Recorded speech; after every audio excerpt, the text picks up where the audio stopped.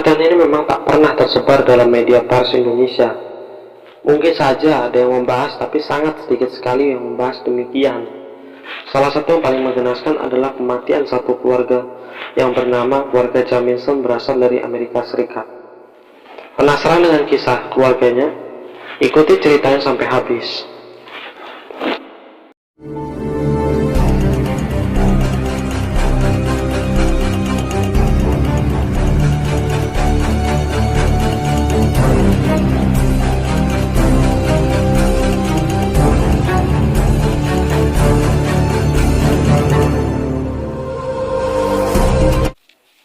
Pada 8 Oktober 2009, sepasang suami istri bernama Bobby Dale Jamison dan Cheryl Lakeman Jamison serta putrinya yang bernama Madison Stormy Starr Jamison pergi mengunjungi tanah seluas 40 hektar yang terletak di Red Oak, Oklahoma dengan truk. Bobby dan istrinya dikabarkan sedang dalam tahap finalisasi keputusan pembelian tanah di kawasan tersebut. Namun selama 8 hari berikutnya, tak ada kabar dari keluarga Jamison. Mereka gagal terdeteksi sama sekali. Karena itu anggota keluarga mereka yang khawatir telah mengajukan laporan kepolisian. Operasi pencarian korban dilakukan dengan partisipasi ratusan relawan dan aparat penegak hukum. Truk keluarga Jamison akhirnya ditemukan tergeletak di pinggir jalan berdasarkan penggeledahan di dalam truk. Anjing penyelamat korban ditemukan dalam keadaan kelaparan. Korban juga meninggalkan beberapa barang pribadi penting seperti uang, kartu identitas, sistem GPS, ponsel, dan uang tunai sebesar 32.000 US dollar. Penemuan barang-barang mencurigakan tersebut mendorong sheriff bernama Sheriff Israel Bergman untuk memerintahkan skala pencarian korban diperluas dengan penambahan layanan puluhan anjing pelacak. Namun operasi pencarian itu ternyata sia-sia setelah semua korban masih belum ditemukan. Pada 15 November 2013, 4 tahun setelah kejadian, dua pemburu rusa jantan menemukan kerangka dua orang dewasa dan satu anak lagi sekitar 2,7 mil dari tempat truk keluarga Jamison ditemukan. Baru pada 3 Juli 2014, identitas kerangka yang ditemukan dikonfirmasi sebagai Bobby, Cheryl, dan Madison. Penyebab kematian mereka tidak dapat diketahui karena jenazah yang terlanjur tinggal kerangka. Hal ini jelas menimbulkan 1001 pertanyaan tentang peristiwa yang nyata itu menimpa mereka. Ada berbagai spekulasi seputar pembunuhan keluarga Jamison. Di antaranya adalah karena supremasi. Masalah ditemukan sebotol obat yang ditemukan dalam truk milik keluarga Jamison berujung pada penyelidikan terhadap seorang pria yang dikabarkan menyewa kamar di kediaman Bobby selama di tempat tersebut.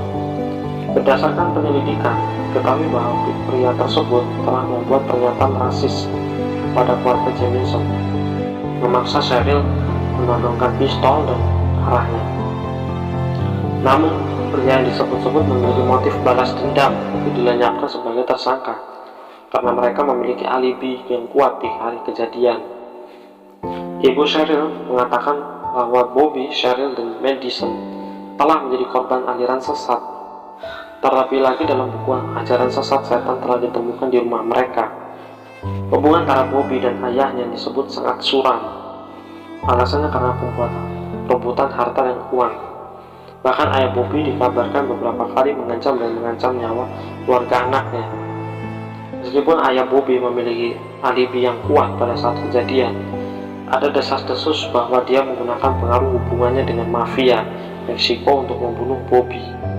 Padahal ayah Bobby tidak pernah tercatat sebagai tersangka utama dalam kasus kematian Jamison. Besar kemungkinan juga Bobby dan istrinya terlibat dalam jual beli narkoba jenis sabu. Padahal berdasarkan pemeriksaan polisi melalui kamera pengintai di rumah Bobby, gerak-gerik Bobby dan Cheryl mencurigakan. Namun tidak ditemukan jejak penggunaan narkoba di rumah mereka. Anggota keluarga dan teman-teman di sekitar sepenuhnya menyangkal tuduhan bahwa Bobby dan Cheryl adalah pecandu narkoba yang serius. Bobby dan Cheryl diduga menderita depresi berat, terutama Cheryl yang menderita gangguan bipolar. Cheryl mungkin telah menembak mati Bobby dan Madison terlebih dahulu sebelum akhirnya menembakkan dirinya sendiri. Teori ini tercetus setelah polisi menemukan surat yang ditulis oleh Cheryl sendiri dalam truk tersebut. Isi surat tersebut dengan jelas mengatakan bahwa Cheryl tidak lagi membutuhkan anggota keluarganya dan di sisinya. Menurut cerita seorang pendeta bernama Gary Brandon, rumah keluarga Jamison dirasuki oleh roh jahat. Kata Gary lagi, Bobby sendiri pernah meminta bantuan terhadap buku setan dan peluru khusus untuk mengusir roh jahat. Toh memang ada buku yang benar diyakini sebagai buku ajaib yang ditemukan di rumah Bobby.